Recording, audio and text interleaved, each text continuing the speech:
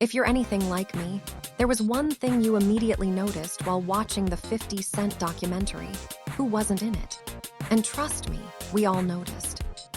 Yes, the documentary shattered streaming records, but according to Jaguar Wright, it also shattered a promise.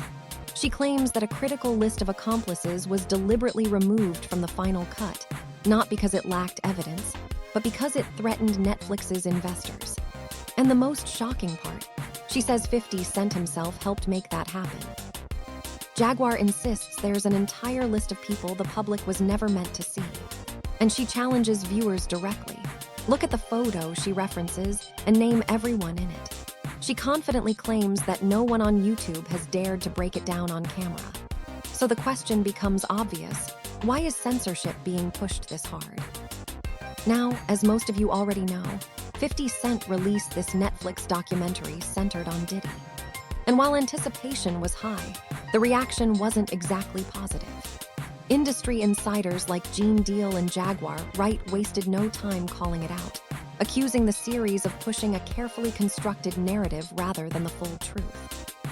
One of the biggest criticisms, the deliberate omission of names, specifically Jay-Z and Beyoncé, who Jaguar alleges are deeply tied to Diddy's inner circle and criminal operations. Let's be honest, if you clicked on this video, it's because you heard Jaguar Wright is going scorched earth on this documentary. And frankly, you should be curious. While everyone else is focused on what made the final cut, Jaguar is exposing what was left behind. And according to her, those cuts weren't made because the footage wasn't explosive. They were made because it was too explosive.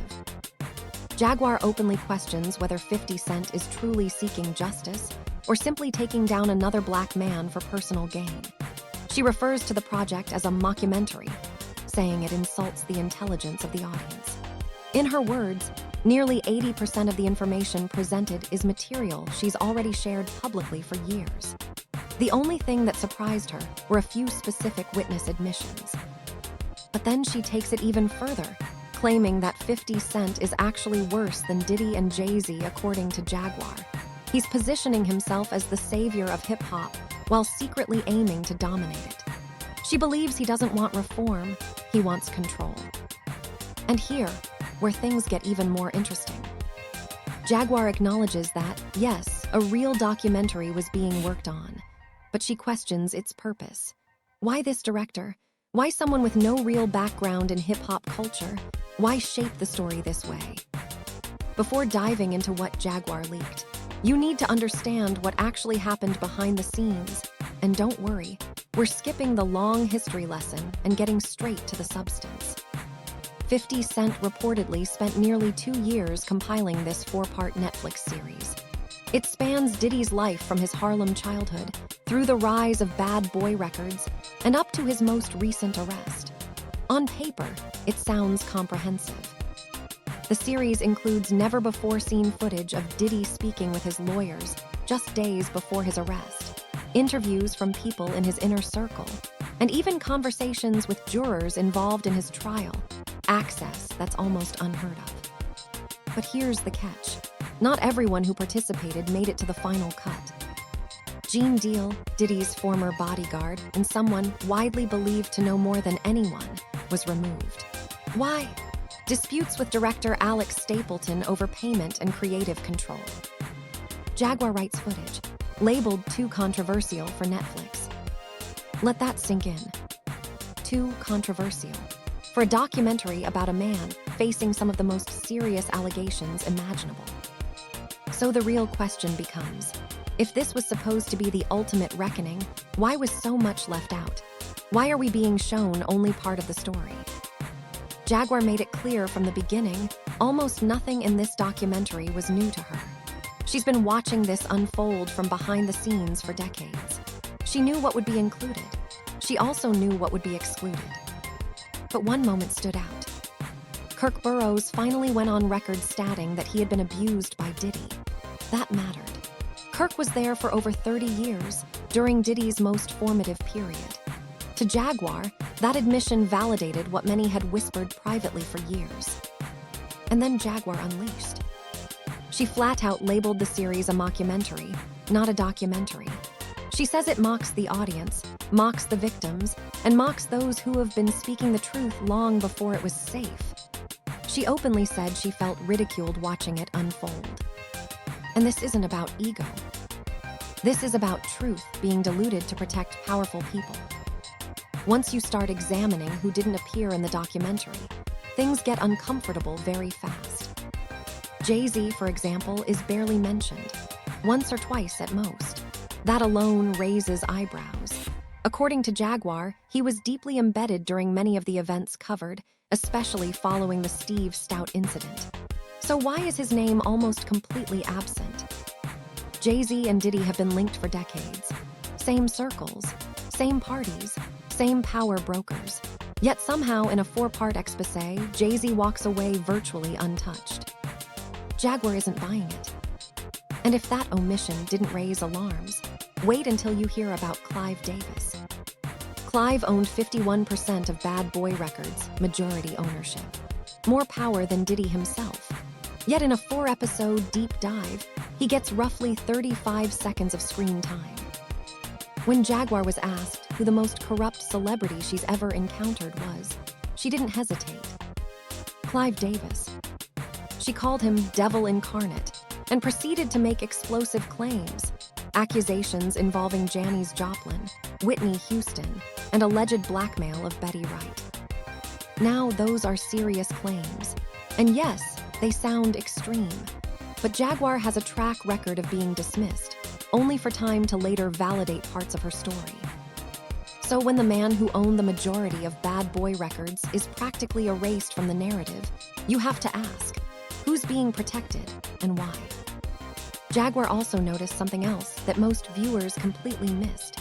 Diddy was actively shaping public perception long before his arrest. The documentary shows him recording everything. When federal agents appear, he films them. He isn't panicked. He isn't hiding. Then there's the conversation with his attorney, Mark Agnifilo. They aren't discussing defense. They're discussing influence. We're losing, his lawyer says. We need control. We need to be speaking to potential jurors. Before charges, before custody. They were already strategizing how to influence public opinion through media, social platforms, and perception. Jaguar breaks this down perfectly. Losing what? Losing who? They were already manipulating the jury pool before a trial even existed. And suddenly, the documentary itself starts to look less like accountability and more like propaganda. Then comes one of the most disturbing claims of all. Jaguar says footage involving Justin Bieber and Diddy was cut from the documentary. According to her, Diddy had been attempting to gain access to Bieber for years, but his management blocked it. They sensed danger. That changed when Usher took over management and allegedly gave Diddy temporary guardianship of Bieber for 48 hours, after Bieber had already been hospitalized. Think about that. Why would anyone hand over a teenage boy to someone they knew had a history of predatory behavior? Jaguar believes that footage exists, but Netflix refused to air it, because including it would force difficult questions about who knew, who enabled, and who stayed silent. And then Jaguar explains why she believes 50 Cent's motives aren't pure. She says he isn't trying to dismantle the system. He's trying to replace the people running it. Remove Diddy. Remove Jay-Z's step into power. She openly says she doesn't trust him. And then she fires a warning shot, accusing 50 Cent of environmental violations tied to his studio property in Shreveport and claiming she has proof. And here's what really makes people pause. 50 Cent has gone after everyone for far less. But Jaguar, silence. No lawsuits, no posts, no clapbacks. Why? Some believe it because Jaguar has receipts. And finally, Jaguar turns her focus to Jay-Z, claiming he's orchestrating Diddy's downfall and may be next in line himself. She outlines a pattern of people he allegedly stepped over to climb higher. She even makes allegations involving Aaliyah, Kathy White, and long-buried industry secrets. Whether you believe every claim or not, one thing is undeniable. Jaguar has been saying these things for years, long before it was trending. People called her crazy. Now the world is catching up. So the real question isn't why didn't we know? It's why didn't we listen? Drop your thoughts in the comments. Do you believe Jaguar? Do you trust 50 Cent's intentions? And who do you think is next? I read every comment. See you in the next one.